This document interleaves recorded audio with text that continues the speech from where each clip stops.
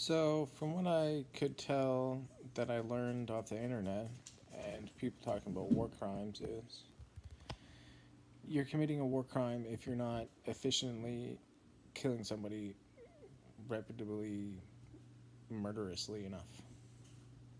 I know that was a bunch of big words, but basically, if you don't have a gun big enough to kill somebody in one shot, don't shoot at them. Go get a better gun that can kill them in one shot. That's why they use huge guns from a distance so that they have more of a chance of killing the person. And it's also you don't end up like maiming somebody shittily and then they're like broken for life and turned into like a cesspool of rot or whatever, which happens because that's dirty. You need to kill the person so they rot naturally from death until they're like completely decomposed. Otherwise it creates disease and virus.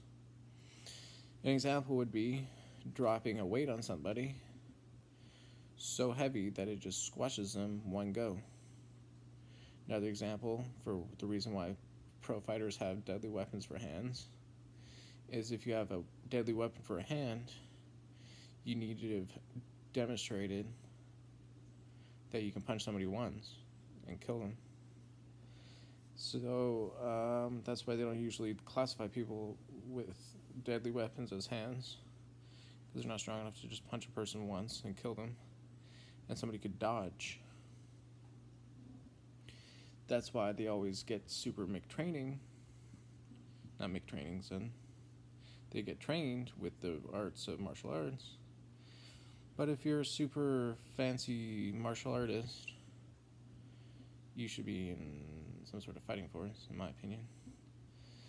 That's just what I've gathered. I heard a story about some guy like bludgeoning somebody with a rock, and they came back later with a mutilated face to come get him again. And they went back at it. Like, that's kind of like a war crime scenario because you should have killed him. No offense to the dude that was getting murdered upon. That's why I don't like fighting, because you're just like torturing the person by making them be in pain. You know what I mean? Like, you have a big gun, shoots them. If they're pretty much decapacitated and they're still not dead with a big chunk of their head missing, next thing you have to do is like rip off their head. Like, you must be a vampire or something, or like reputably inclined to be really durably survivalist. Anyhow, that's about it. Like, swords are pretty good weapons because you can really maim somebody, like, and then they'll bleed out.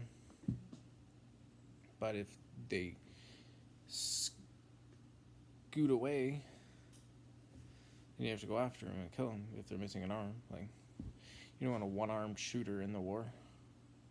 Sometimes there are out there, like in certain guerrilla warfare. But I mostly say this because I did the core program. You know, I don't hunt. Like, they didn't give me a hunting license for... I didn't end up, like, making the time to do the test or something. It was my fault. I couldn't get into the test room on time. But I still know the knowledge, which is important. And if you shoot an animal, you gotta make sure it's dead. Because it could go fall in a creek or something, decompose and rot in the creek, and it would destroy the water system. So why would it be any different for people? But like, I don't know, war ethics, you know what I mean? Like, I know ethics of hunting. So you need the correct weapon to kill the animal. One example is you need at least a 50-pound bow and arrow to at least hunt efficiently. So